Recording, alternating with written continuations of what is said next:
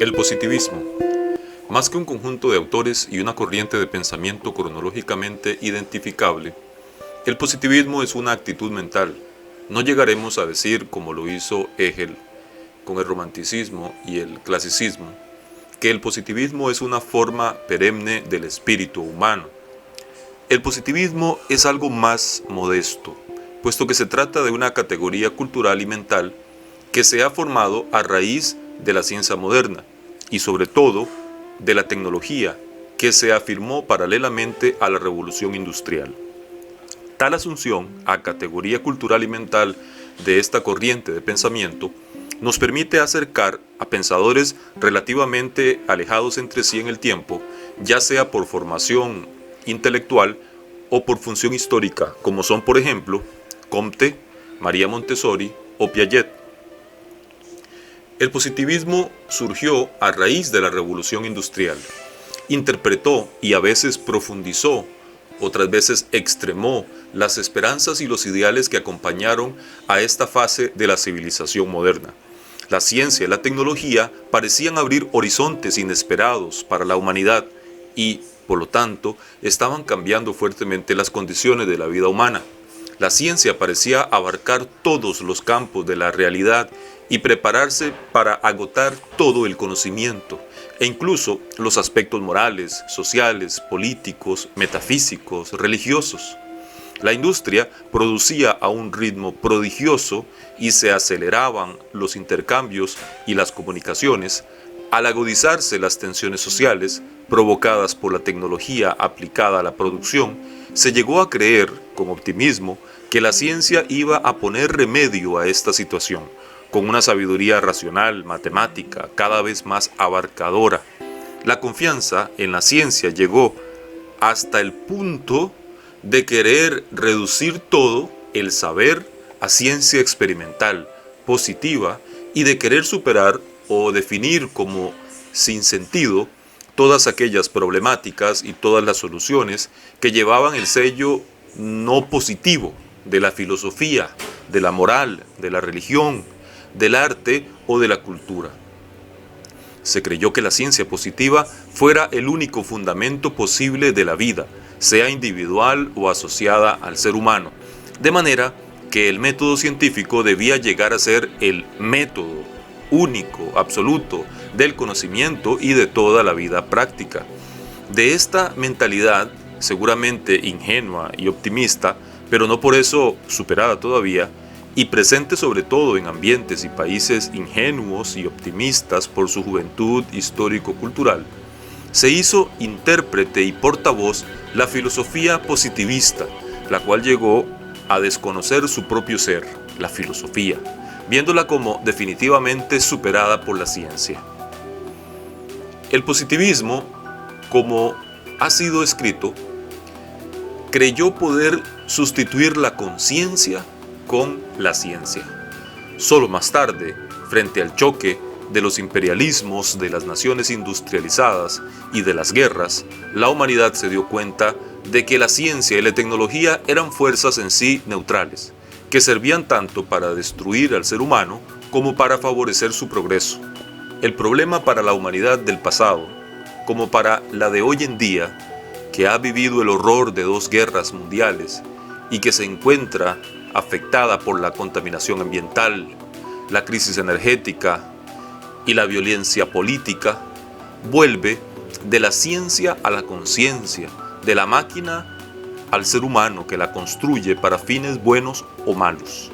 La conciencia de los límites de la ciencia se identifica con la conciencia de los límites de la mentalidad positivista.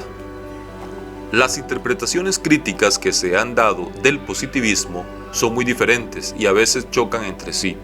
Este choque se produce no solo con respecto a la evaluación positiva y negativa de él, sino también con respecto a la explicación de su origen y de la rapidez de su difusión. Así pues, mientras algunos vieron la génesis del positivismo en la decadencia de las corrientes idealistas y románticas de la primera mitad del siglo XIX, otros lo definieron como el romanticismo de la ciencia, puesto que en el movimiento romántico es la realidad finita la revelación progresiva de un principio infinito, y la ciencia en el positivismo se pone como la única manifestación legítima del infinito. Según esta interpretación, el positivismo no tendría ya su autonomía como categoría, sino que entraría en una más amplia y profunda, el romanticismo. Abagnano y Bisalergi observan que no es cierto lo que se le ha achacado polémicamente al positivismo, o sea, que él sería incapaz de fundar los valores morales y religiosos sobre todo el principio mismo del cual estos se desprenden, o sea, la libertad humana. Esto sería un punto de vista polémico que la reacción antipositivista, espiritualista e idealista de la segunda mitad del siglo XIX ha hecho prevalecer en la historiografía filosófica. Nosotros no creemos que el positivismo sea una particular expresión del romanticismo.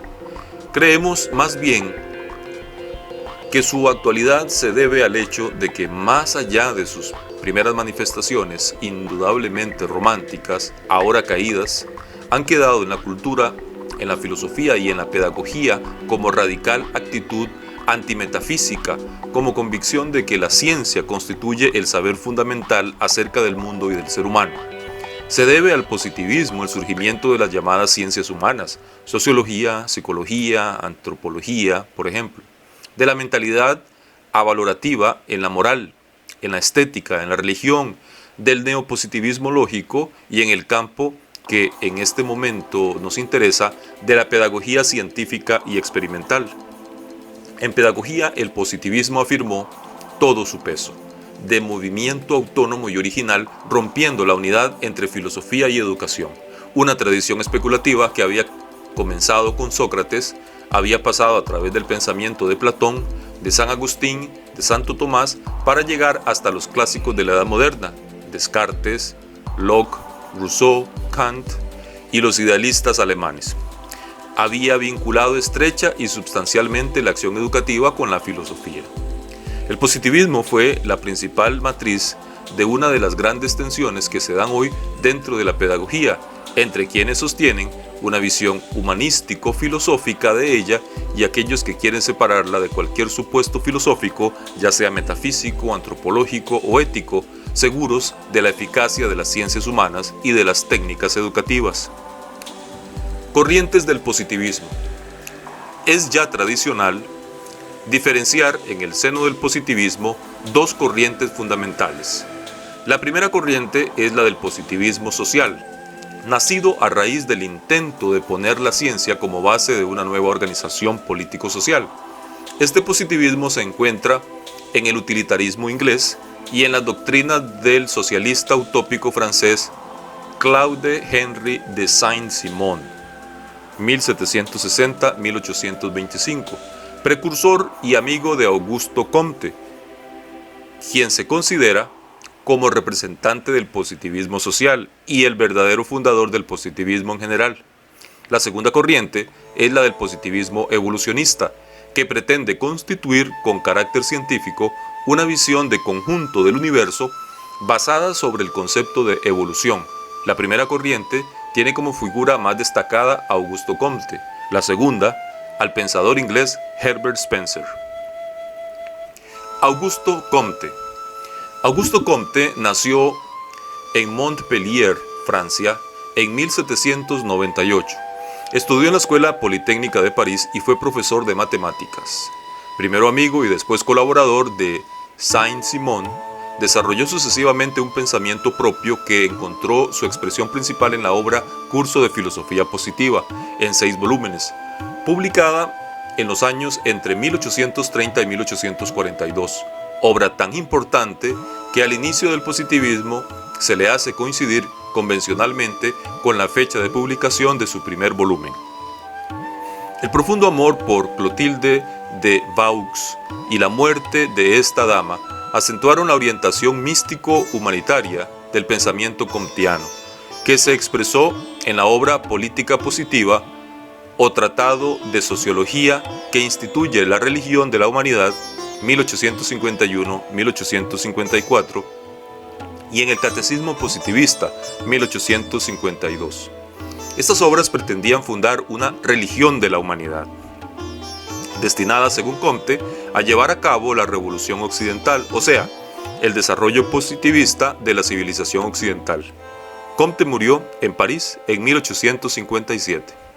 La ley de los 3 estadios del conocimiento constituye, a la vez, el tema fundamental de la filosofía comtiana y el primer enunciado que se encuentra en el curso de filosofía positiva.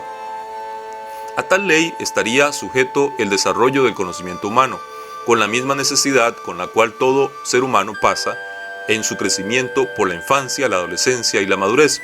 Cada rama del saber pasa por 3 estadios fundamentales: el teológico, punto de partida necesario de la inteligencia humana; el metafísico y, de último, el científico o positivo, que es definitivo y por lo tanto no progresa hacia un momento ulterior. La etapa teológica se caracteriza por la búsqueda de la naturaleza íntima de los seres, sus causas primarias y finales, para lo cual se recurre a unos agentes sobrenaturales que servirían para explicar todos los hechos que la mente humana no alcanza a comprender. La etapa metafísica reemplaza estos agentes exteriores y personales por fuerzas abstractas, inmanentes en la realidad y con poder para engendrar por sí mismas los fenómenos observados. Por ejemplo, la vis dormitiva o facultad de adormecer del opio, la fuerza química, la vis medicatrix naturae, etc. La etapa positiva supone, en cambio, la renuncia del planteamiento de problemas en términos absolutos. El espíritu humano reconoce por fin que es imposible buscar las causas íntimas de los fenómenos, el origen y el destino del universo, y se limita a descubrir las leyes de los fenómenos, o sea, las relaciones constantes que se dan entre los fenómenos mismos, así como resultan de la experiencia científica. Esta etapa es definitiva, no porque alcance resultados definitivos, sino porque determina la verdadera ley del progreso científico y social, en un experimentalismo siempre abierto a nuevos descubrimientos y a nuevas aplicaciones prácticas. La función del pensamiento comtiano no es simplemente epistemológica o de filosofía del desarrollo cultural, sino que tiene aplicaciones prácticas en el ámbito sociopolítico, las cuales constituyen la justificación fundamental de este pensamiento. A cada uno de los estados del conocimiento le corresponde un ordenamiento político.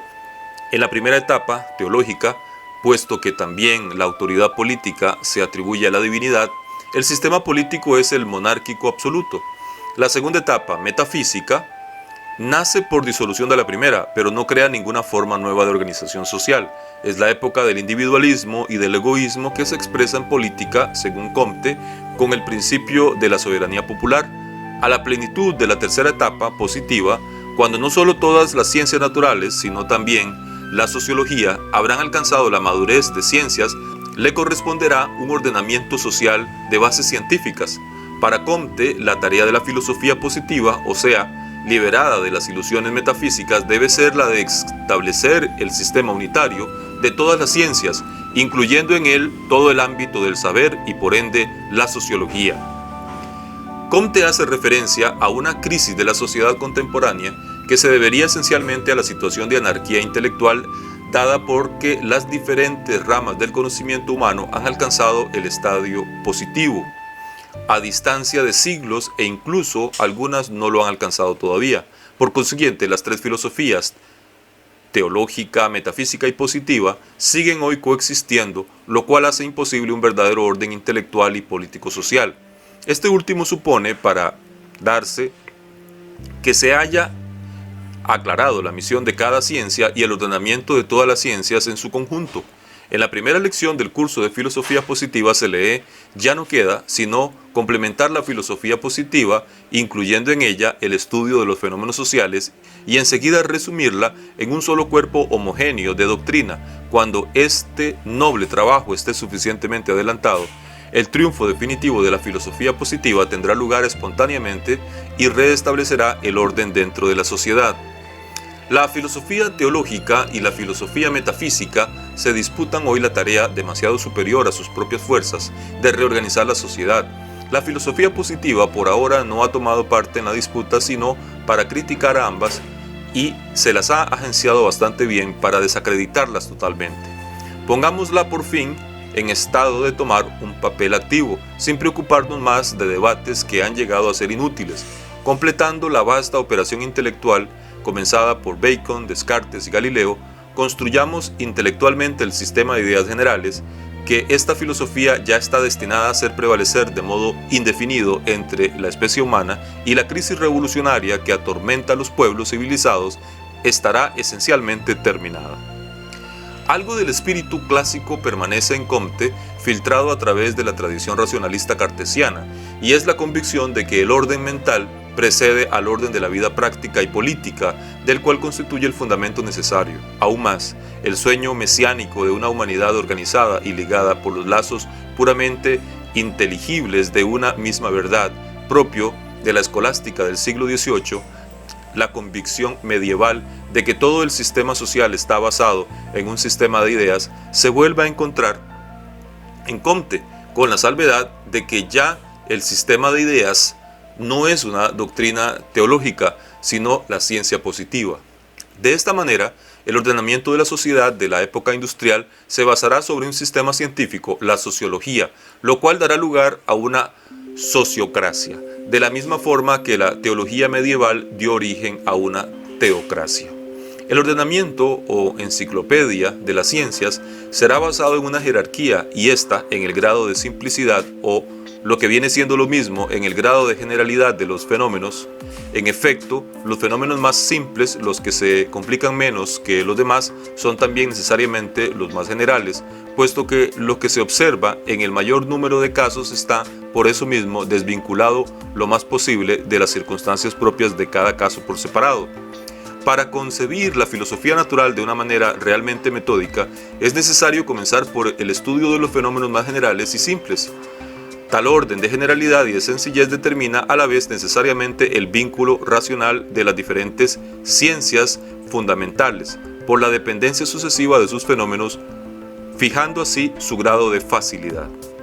La escala enciclopédica de las ciencias, como la llama Comte, está constituida por 6 ciencias fundamentales, en orden de complejidad creciente: matemática, astronomía, física, química, biología y sociología.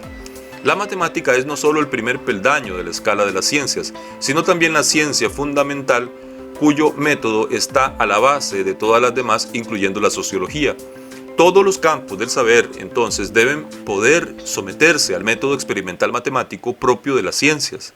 El mismo ser humano es un objeto científico que la biología y la sociología se encargan de estudiar y definir. La introspección como método clásico de conocerse a sí mismo no tiene sentido para Comte. Por esta razón, él no reconoce valor científico a la psicología, cuyo método, a la altura de los conocimientos de la época, se identificaba con la observación interior, en la cual se pretendía, según Comte, que el sujeto pensante se desdoblara en un sujeto que piensa y en otro que lo observa pensar. En realidad, el objeto de la pretendida ciencia psicológica serán para Comte o las funciones orgánicas, que son estudiadas por la biología, o los productos llamados espirituales, como el lenguaje, el arte, la moral, la religión, etc., estudiados por la sociología. Es interesante notar cómo el espíritu para Comte se identifica con sus productos objetivados y observables. La introspección se rechaza entonces no solo por una razón metodológica, sino por una más profunda todavía, o sea, que no tiene razón de ser la introspección si no existe la interioridad y la conciencia. Entonces la moral, ya no referida a la unidad interior de la conciencia, llega a ser ciencia de las costumbres, la religión, observación curiosa de ritos y creencias, el arte y la literatura, producto y expresión de un ambiente social, y así sucesivamente. La psicología es rechazada por Comte del ámbito de las ciencias, pero sería algo propio del espíritu positivista recibirla con honores en tal ámbito, una vez que ella hubiera abandonado todo reducto espiritualista e interiorista y se hubiera sometido a un método riguroso y objetivo. La sociología, última a entrar en el estadio positivo por la complejidad de los fenómenos estudiados, complementa la enciclopedia de las ciencias, además de garantizar el desarrollo armónico de la humanidad. Comte la entiende como física social, o sea, como aplicación a los hechos humanos del método usado en las ciencias naturales. Como la física clásica se divide en estática y dinámica. La primera se basa sobre la idea del orden, o sea, sobre el análisis de los componentes de la sociedad. La segunda sobre la de progreso, a saber, sobre el estudio del perfeccionamiento incesante que la sociedad humana sufre en la historia. Puesto que la sociología, como las demás ciencias, se basa en la matemática, el progreso de las sociedades humanas es previsible y racionalmente necesario. Como se ha observado, si bien la experiencia de los hechos y la formulación de leyes matemáticas constituyen la misión de la ciencia, y si bien Comte reconoce en ella estos dos momentos, su doctrina es más un racionalismo que un empirismo, puesto que él insiste más sobre la búsqueda de la ley que sobre la observación experimental. La pedagogía positivista. Pedagogía positivista de Augusto Comte. Comte había afirmado la necesidad de que la filosofía positiva presidiera ya fuera la reorganización de la sociedad o la reforma de la educación, en el sentido de sustituir la educación teológica y metafísica por una educación positiva y que tal carácter positivo abarcara tanto el método en general como los diferentes contenidos educativos. La educación debía ser indudablemente un punto importante en la reorganización positiva de la sociedad. En una carta a Clotilde de Vaux de 1845 escribía Comte que la educación constituye siempre, por naturaleza propia, la principal aplicación de cualquier sistema general destinado a gobernar espiritualmente la humanidad. De ahí que, desde la perspectiva de su positivismo social, Comte hiciera hincapié en la necesidad de una transformación profunda de la educación y al final del course prometiera elaborar en un futuro un sistema pedagógico completo. Si bien el propio Comte no llegara nunca a escribir su sistema pedagógico, otros autores positivistas sí dedicaron largos esfuerzos a esta empresa y tan amplio fue su radio de acción que toda la pedagogía científica de nuestro siglo debe su origen a la inspiración fundamental del positivismo. La aplicación del método científico más allá del mundo natural, al mundo humano en todos sus aspectos. En particular, solo en el clima cultural creado por el positivismo podría haber surgido y haberse desarrollado la exigencia de una investigación auténticamente científica aplicada también al campo pedagógico. No fueron los propios autores del positivismo los que desarrollaron la pedagogía científica de manera consecuente y sistemática, sino que junto con el herbartismo y la ciencia psicológica, surgida esta también de una exigencia positivista, legaron al siglo actual el marco teórico en que la pedagogía científica pudo desarrollarse. Hay que pensar, por otra parte, que los autores positivistas no contaban para realizar el propósito de un sistema pedagógico científico con el instrumental intelectual que podía ser representado por ciencias como la psicología general, la psicología de la edad evolutiva, la sociología, la psiquiatría, etc., ya que tales ciencias no habían nacido todavía o estaban dando sus primeros pasos. De ahí que, al hablar de la pedagogía positivista, no podemos referirnos a un sistema, sino más bien a unos aportes particularmente significativos. La unidad entre ellos está constituida por las intenciones, que ya habían sido las de Comte, de extender el método científico a la pedagogía y de vincular la reforma de la sociedad con la reforma educativa. Positivismo evolucionista. Ya desde mediados del siglo XVIII se han hipotizado el principio de la evolución como ley válida para explicar todos los fenómenos naturales, tanto en el campo de la física astronómica como en el de la biología. En el primer campo, ya el joven Kant, 1724-1804, había formulado, y más tarde el astrónomo francés Laplace, 1749-1827, perfeccionado, la teoría de la formación de los diferentes cuerpos celestes a partir de una nebulosa originaria. En el siglo siguiente, Charles Darwin, 1809-1882, había transferido el principio evolucionista a la biología, teorizando la hipótesis de la transformación, perfeccionamiento de las especies vivientes, entendiendo perfeccionamiento como adaptación al ambiente y aptitud para la lucha por la existencia. Herbert Spencer. El inglés Herbert Spencer llevó el principio de la evolución universal al campo filosófico, en una inspiración claramente optimista, puesto que identificó evolución con progreso general. Nació Spencer el 27 de abril de 1820 en Derby. Fue primero ingeniero de los ferrocarriles en Londres, después se dedicó a la economía y dirigió la revista Economist. Su último y definitivo interés intelectual fue el filosófico.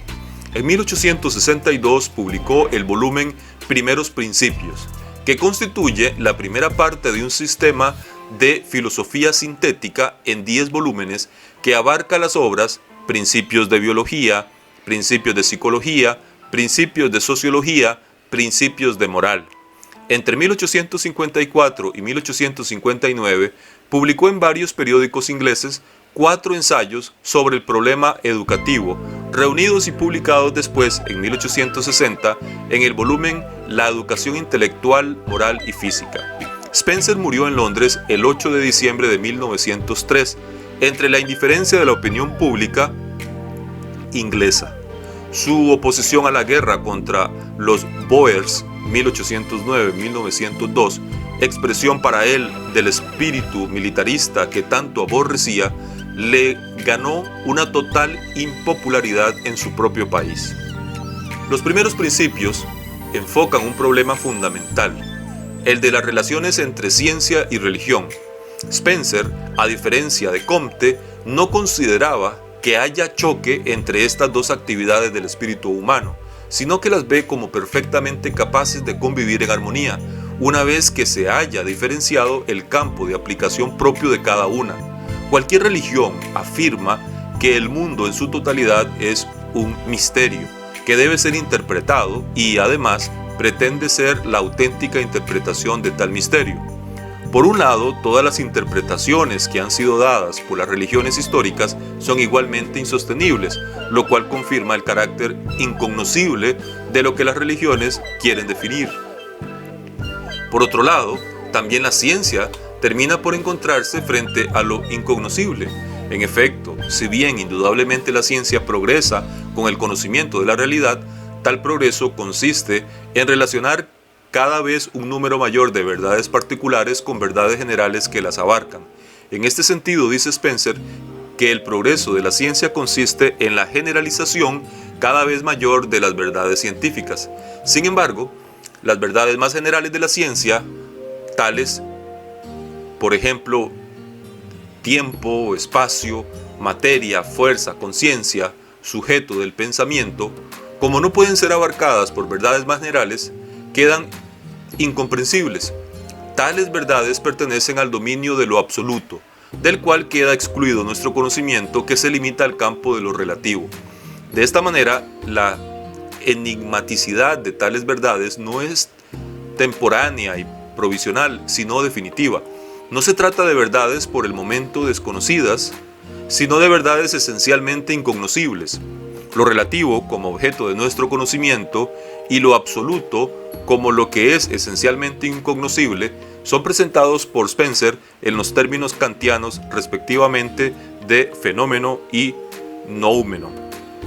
Hay que aclarar, sin embargo, que el fenómeno no es simple apariencia, conocimiento subjetivo, sino que es real manifestación del noumeno. Por otra parte, el absoluto nouménico no está más allá de los fenómenos naturales, sino que es la fuerza que se manifiesta en todos ellos. Hay, por lo tanto, una continuidad entre lo relativo fenoménico, objeto de la ciencia, y lo absoluto nouménico incognoscible. Conocemos a través de la ciencia las manifestaciones del absoluto, pero no podemos definirlo exactamente. Por esto, la misión de la religión es la de llamar la atención del ser humano sobre el misterio de la causa última, mientras que la tarea de la ciencia es la de extender incesantemente el conocimiento de los fenómenos. Así, se define la relación armónica y sin antagonismos que Spencer plantea entre ciencia y religión. Ahora bien, si a la ciencia le corresponde el dominio de lo conocible y a la religión el de lo incognoscible, ¿quedará todavía un puesto para la filosofía? Cada ciencia particular para Spencer generaliza y unifica sus propias verdades, pero no es capaz de superar sus límites específicos, mientras que a la filosofía le corresponde, en cambio, unificar las verdades científicas más generales. Por tal razón, ella es el conocimiento en su grado más alto de generalidad, expresión de una ley válida para todos los tipos de fenómenos, desde los inorgánicos hasta los más elevados, del arte y de la vida moral. Tal ley generalísima es la evolución. La ley general de la evolución, precisamente por su extrema amplitud, no es un principio puramente materialista, puesto que para Spencer no tiene sentido real la alternativa entre espiritualismo y materialismo, desde el momento en que permanece incognoscible el ser en sí de la realidad y que de su esencia no se puede entonces decir si es material o espiritual. La evolución significa, a su vez, pasaje de lo homogéneo y simple a lo heterogéneo y complejo, o sea, para decirlo con Spencer, de una homogeneidad indefinida e incoherente a una heterogeneidad definida y coherente.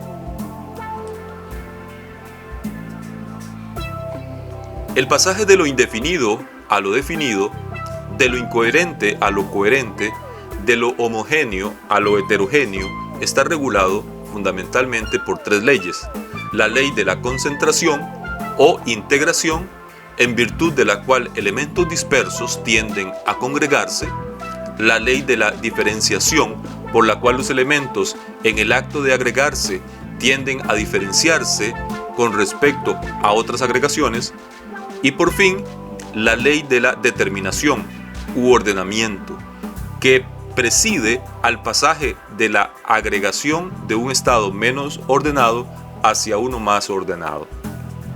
Para Spencer, el concepto de evolución, en todos sus aspectos y campos de aplicación, tiene un claro sentido optimista, puesto que significa el establecerse de la mayor perfección y de la más completa felicidad. Mientras que los primeros principios exponen la teoría general de la evolución, los volúmenes que siguieron exponen la aplicación de esta teoría a los resultados alcanzados por las ciencias particulares, o sea, por la biología, la psicología, la sociología y la moral. Con respecto a la biología, Spencer trata de unificar el principio de Lamarck, según el cual la función crea el órgano, con el principio de Darwin de la selección natural. Puesto que la vida es un proceso continuo de reacción a los estímulos del ambiente externo, a través de él se operan las transformaciones orgánicas, entre las cuales la selección natural y la herencia conservan las más favorables, garantizando así la supervivencia del más apto. A diferencia de Comte, Spencer considera posible una psicología como ciencia positiva, fundada sobre el concepto de conciencia como unidad substancial del yo y por lo tanto no reducible a la multiplicidad dispersa de las ideas y percepciones, como pretendía la tradición humana. Spencer hace además distinción, a diferencia de Comte, entre una psicología objetiva, que estudia los fenómenos psíquicos con relación a sus condiciones biológicas y que concibe, por lo tanto, la misma conciencia como un modo de adaptación del individuo al ambiente, y una psicología subjetiva, fundamentada sobre la introspección. La reflexión a través del instinto y de la memoria llega hasta la razón. De esta manera, la psicología es el fundamento de la lógica, a propósito de la cual Spencer da una interpretación particular de los principios a priori presentes en la inteligencia individual, vinculada con sus conceptos naturalistas y evolucionistas. Aquello que es a priori, o sea, innato para el individuo, con respecto a su experiencia particular, no es tal en absoluto, puesto que en realidad es a posteriori para la especie, o sea, que es el resultado de una experiencia seleccionada, conservada por herencia en la especie misma y transmitida a cada individuo. El criterio de la selección, conservación y transmisión de determinadas estructuras psíquicas es el de la utilidad para el individuo.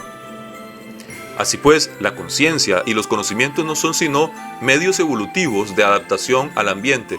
Lo mismo pasa con la moral, la sociología y la misma pedagogía. Todo se ajusta a la inspiración fundamental del pensamiento spenceriano. La sociología es obviamente una ciencia, lo cual es uno de los supuestos fundamentales del positivismo. Sin embargo, Spencer se aleja de Comte porque considera esta ciencia solo como descriptiva y no como llamada a dictar normas de convivencia social como lo había hecho el autor francés. Además, para Spencer, el individuo tiene la primacía en cuanto a dignidad sobre el cuerpo social. Sin lugar a duda, las raíces de tal afirmación se encuentran en la tradición liberal inglesa y la justificación teórica en el naturalismo biologista. El organismo social tiene una diferencia con respecto al organismo animal. En este, las partes están subordinadas al todo, mientras que en el organismo social no existe tal subordinación. De ahí la desconfianza que Spencer manifiesta hacia todo tipo de intervención del Estado y de la sociedad en la vida del individuo. Esto no solo significaría una intervención indebida en los derechos y libertades individuales, sino que generaría la engañosa ilusión que a todo se le debe poner remedio con intervenciones intrínsecas y artificiales. En efecto, para el evolucionista Spencer, el progreso social, como toda forma de evolución, es lento y gradual, y tiene su fundamento en el progreso del individuo y antes todavía en el de la especie. Por otra parte, el autor observa con agudeza realista que el progreso no se realiza modificando solamente los pensamientos y las opiniones del individuo. Es una ilusión frecuente la de creer que la instrucción sea un remedio universal de los males políticos. Primero hay que modificar el temperamento y el carácter individual, lo cual no puede darse sino a través de un lento proceso evolutivo realizado a través de las generaciones, en respuesta a las condiciones ambientales reales. De ahí la preferencia por una sociología exclusivamente descriptiva, sin programas reformadores, y la desconfianza hacia las utopías socialistas. Spencer identificó en el desarrollo de la sociedad dos grandes épocas: la militar, donde la colaboración social se impone por la fuerza, y la industrial, en la cual la colaboración es más libre y desarrolla la conciencia de los derechos propios y ajenos.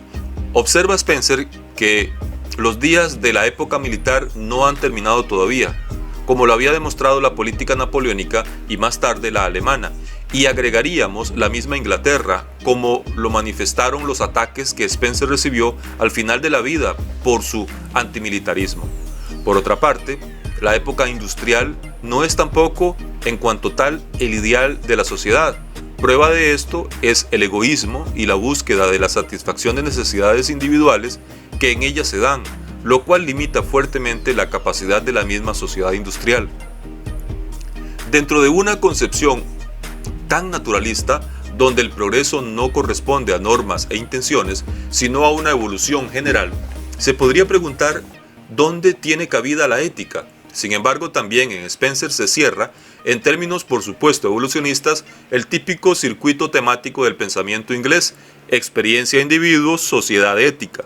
En tal circuito, como corresponde, el último término se vincula con el primero, puesto que la ética no es especulación normativa, ni análisis crítico histórico de los elementos fundamentales de la ética en general o de algún sistema en particular. La ética es concreta experiencia de un comportamiento que, por alguna razón, merece el calificativo de ético. Apenas hará falta recordar que tal estilo de entender la ética también es clásica dentro de la tradición filosófica inglesa, de Duns Scoto en adelante. Spencer afirma que su última intención, la que está más allá de todos los fines inmediatos, ha sido la de encontrar una base científica para los principios del bien y del mal en el comportamiento en general, donde, por supuesto, encontrar una base científica significa, para este autor, fundamentar la ética en la teoría de la evolución. De ahí que, para él, el comportamiento al cual se le aplica el nombre de bueno es el comportamiento relativamente más desarrollado. Spencer declara aceptar la ética utilitarista porque es una ética con base científica y porque concibe la felicidad como el fin último de la vida y mide la bondad o la maldad de la vida con relación a este fin. Sin embargo, critica el utilitarismo por considerarlo demasiado vinculado a la evaluación inmediata de las consecuencias de una acción. Es cierto que para Spencer pueden establecerse inductivamente las reglas morales observando las consecuencias naturales de las acciones, pero este establecimiento inductivo no funciona tanto a nivel individual, sino a nivel de la especie. En el individuo existen más bien en ciertas oportunidades intuiciones morales, a priori, las cuales no tienen nada misterioso, sino que son los efectos lentamente organizados y transmitidos por herencia de experiencias recibidas por la raza humana. La acumulación por generaciones de las experiencias morales llevará al ser humano a no poner ya oposición irreconciliable entre egoísmo y altruismo, porque la evolución moral tiende a superar la original lucha por la existencia en un sistema de relaciones que atribuyen un papel cada vez más importante al sacrificio personal y el desarrollo de la felicidad ajena. El mismo concepto del deber se deriva a causa de repetirse a través de las generaciones innumerables experiencias con las cuales el ser humano adquiere la conciencia que los comportamientos no egoístas son los más eficaces para la felicidad propia y ajena. A una mayor conciencia de esto corresponde un atenuarse del deber como obligación y un afirmarse del deber como espontaneidad. La ética absoluta, o sea, perfectamente desarrollada, es para Spencer un ideal de comportamiento que formula el modo de comportarse de un ser humano completamente adaptado a una sociedad completamente desarrollada. Existen, sin embargo, varios problemas de fondo que se manifiestan frente a la ética spenceriana. El primero es cómo el proceso evolutivo, que constituye un hecho natural histórico, pueda establecer por sí solo juicios de valor sobre sí mismo y sobre elementos y acontecimientos que le pertenecen. Otra duda se plantea a propósito de los conceptos de adaptación y desarrollo, que corresponden para Spencer a una ética perfectamente desarrollada y que para nosotros tendrían que justificar primero en qué sentido, con cuáles fundamentos y en qué condiciones son conceptos éticos. La confusión positivista entre hecho y valor, o mejor dicho, la absorción del valor en el hecho, es definitivamente la constante especulativa más discutible en esta corriente filosófica en su conjunto y en su herencia cultural. La pedagogía positivista de Herbert Spencer. Herbert Spencer, en su amplia visión abarcadora, es el caso de decirlo, de lo cognoscible y de lo incognoscible. Incluye también la pedagogía, a la cual, como se vio, dedica su obra La educación intelectual, moral y física. A pesar de que la pedagogía tenga que ver con las elevadas verdades del ser humano y de su destino y de su moral, sin embargo, de ninguna manera Spencer la vincula con el campo de lo incognoscible. Tampoco la pedagogía tiene que ver con las supremas generalizaciones realizadas por la filosofía y más bien el autor da por supuesta la posibilidad de fundarla integralmente sobre bases científicas. Conformarse a la inspiración positivista, la pedagogía, para Spencer, es una ciencia particular perteneciente al campo de la sociología, de manera que en él asistimos de cerca y concretamente a la separación entre la filosofía y la pedagogía, lo cual es propio de toda la tradición educativa positivista y el acercamiento de esta última a la ciencia social, en el caso de Spencer, la ciencia psicológica, en el caso de otros autores. Como se ha descrito, la pedagogía de Spencer entra toda en el cuadro de la sociología positiva. Educar significa promover, guiar y potenciar la adaptación del individuo y por él de toda la especie a las condiciones ambientales. En cuanto a la educación intelectual, afirma Spencer que el espíritu científico que prevalece en la sociedad y en los tiempos de libertad industrial ha conquistado para el ser humano el libre examen y ha establecido la práctica de apelar a la razón. Tal mentalidad liberal, cuya conquista se debe, según nuestro autor, al espíritu positivo científico, deberá inspirar la educación moderna, de tal manera que ésta se base en los procesos naturales de aprendizaje y tenga en cuenta la utilidad de lo aprendido. La instrucción deberá ser antilibresca y experimental, desconfiar del memorismo, partir de la experiencia y luego formular las reglas, los particulares primero y luego la generalización. La tradición empirista inglesa y seguramente las enseñanzas pestalozzianas, además del cientifismo del método positivista, hacen que el autor insista sobre la primacía de la experiencia directa en el proceso de aprendizaje. En nada, él escribe, debe insistirse tanto como en la necesidad esencial de que las impresiones sean tan completas y vivas como sea posible. No hay manera de construir el edificio de la sabiduría con materiales sin labrar y podridos. Al paso que el antiguo método de presentar las verdades en abstracto está cayendo en desuso, se ha adoptado otro nuevo, que consiste en presentarlas en concreto. La doctrina evolucionista no deja de hacerse sentir en el experimentalismo del proceso spenceriano de enseñanza. En realidad, él afirma que su método ofrece la ventaja de conducir la inteligencia del niño por el camino que ha seguido el espíritu de la humanidad. La enseñanza debe ser entonces, en pequeño, una repetición de la historia de la civilización y, para encontrar el buen método de educación, debemos inquirir cuál sea la marcha que ha seguido la civilización. Realmente, en la pedagogía spenceriana no encuentran cabida los aspectos menos empiristas de su método. Así pues, como no se encuentra en ella el tema de lo incognoscible, tampoco en el campo de la educación intelectual se encuentran trazas de su lógica, según la cual existen para el individuo principios a priori o innatos, aunque se revela el origen a posteriori de ellos, a nivel de la especie. Basándose en los conocimientos innatos en el individuo, Spencer habría podido de alguna manera valorizar la formación del puro pensamiento abstracto. Sin embargo, él decide hacer recorrer al niño las etapas de aprendizaje del género humano y puesto que las verdades relativas al número, la forma, el espacio, etc., el género humano las dedujo de la experiencia de objetos materiales, así tendrá que hacerlo cada ser humano en su proceso de aprendizaje. Considera luego el autor que uno de los más sobresalientes aciertos en la nueva educación es la intención de hacer agradable y no penosa la adquisición de los conocimientos. El interés o repugnancia hacia un determinado tipo de contenido no responden al capricho, sino al objetivo nivel de desarrollo del espíritu infantil. A propósito de la observación psicológica y de la convicción de que es necesario ir conformando cada vez más la educación a los procedimientos de la naturaleza, Spencer nos llama la atención sobre la importancia del juego como actividad espontánea del niño. El juego no es capricho, ni siquiera simple recreación, puesto que está orientado hacia dos realizaciones sumamente proficuas, el conocimiento y la sociabilidad. Por lo tanto, la educación deberá asumir los caracteres de interés espontáneo del juego para animar al niño a descubrir por sí solo el mayor número posible de verdades.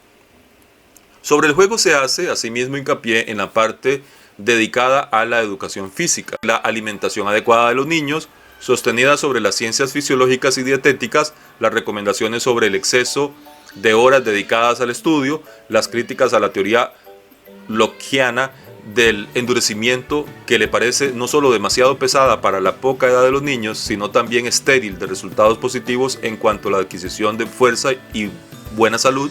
Para las niñas, al igual que para los varones, el ejercicio físico libre y espontáneo del juego es infinitamente preferido para producir un ser humano dotado de voluntad firme y de actividad incansable debidas al vigor físico. El hecho es, escribe Spencer, con una intuición muy moderna, y donde la aplicación de la ciencia a la educación no puede sino ser sumamente loable, que todos los atentados contra la salud son verdaderamente pecados físicos.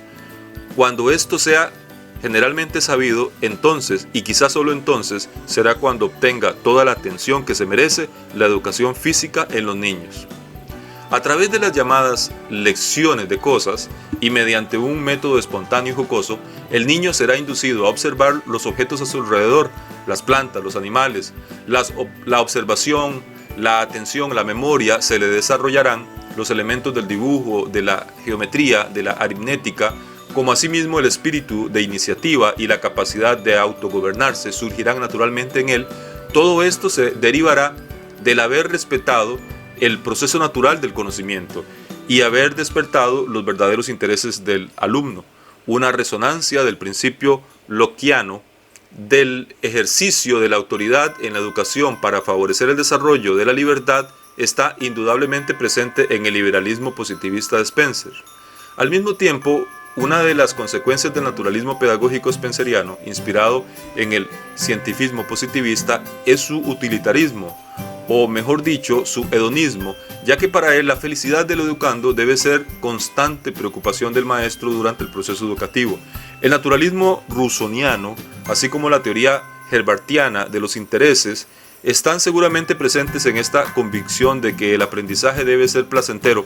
Más bien, la eficacia de toda actividad intelectual será, en igualdad de circunstancias, proporcionada al placer o satisfacción con que se ejercen las facultades. La objeción que se le puede y debe hacer al naturalismo cientifista, como a todos los naturalismos pedagógicos, ya existe y fue formulada por Kant y Pestalozzi a propósito de Rousseau.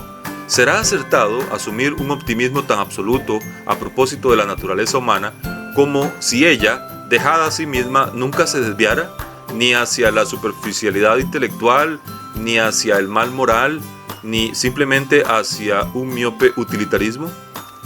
La presencia de la tradición liberal lockeana se percibe en el pensamiento spenceriano, ahí donde él menciona como uno de los principales fines de la educación la adquisición de la independencia de juicio y de la autorresponsabilidad, como asimismo de la sinceridad, que son el resultado de un régimen de libertad. Téngase siempre presente, escribe Spencer, el principio de que el objeto de la disciplina no es más que el de ir formando un ser que pueda gobernarse a sí mismo y no un ser que haya de someterse al gobierno ajeno.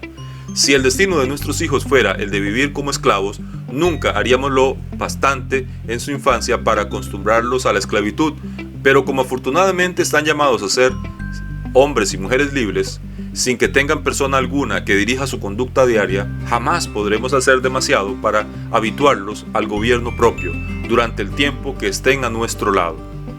Tal liberalismo es, sin embargo, una constante cultural de la tradición inglesa moderna. De la misma manera, algo tradicional es también el utilitarismo, que se remonta por lo menos a la moral de Hume y de Bentham. Todas las teorías de moral, según Spencer, consideran que la conducta cuya consecuencia es la felicidad es buena y la que provoca desdicha es condenable. Si el robo, ejemplifica, proporcionase placer al ladrón y al robado, igualmente, no lo encontraríamos en el catálogo de los pecados. Sin embargo, existen en el autor dos perspectivas más originales y vinculadas con el conjunto del pensamiento spenceriano, y son la constante inspiración evolucionista y el naturalismo que constituye su trasfondo. Es importante notar que para Spencer, la bondad natural no pertenece directamente al individuo en cuanto tal, sino a la evolución natural, que él siempre concibe como proceso de mejora y de progreso. Así pues, el niño no es bueno ni inmune de malos impulsos. En él se manifiestan más bien las mismas imperfecciones de la naturaleza que se manifiestan en el salvaje. La falta de relativa evolución provoca en el niño, como en el bárbaro, las tendencias a la crueldad, al robo, a la mentira, que solo una sabia educación y mucha paciencia podrán modificar. Según Spencer, hasta las facciones físicas del ser humano, en sus primeros años de vida, manifiestan la raza bárbara de la cual desciende. La nariz aplastada, con las ventanas dirigidas hacia arriba, los labios grandes, los ojos muy separados, la falta del seno frontal, etc. Sin embargo, como la evolución natural no hace saltos, tampoco tendrá que hacerlos la educación. Reprensiones, amenazas, prohibiciones, castigos no alcanzan los fines deseados. Loca esperanza es, para Spencer, querer imponerles a los niños las cualidades que debieran tener.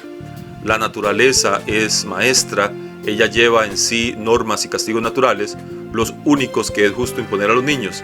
Así pues, el niño desobediente será castigado por reacciones naturales, el dolor de una quemadura o de una caída, el quedarse sin un bien útil o deseado cuando lo haya desperdiciado.